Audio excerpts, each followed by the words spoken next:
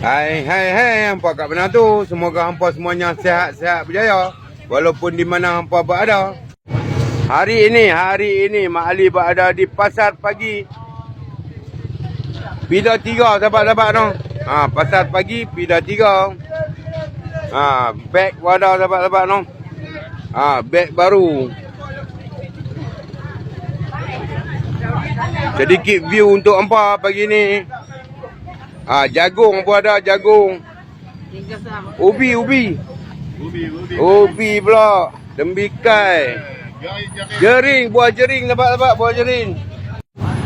Sayur, ikan semua dah. Ikan pula dapat no, ikan pula. Minyak raja kayu sahabat-sahabat untuk memulihkan urat-urat anda yang bermasalah.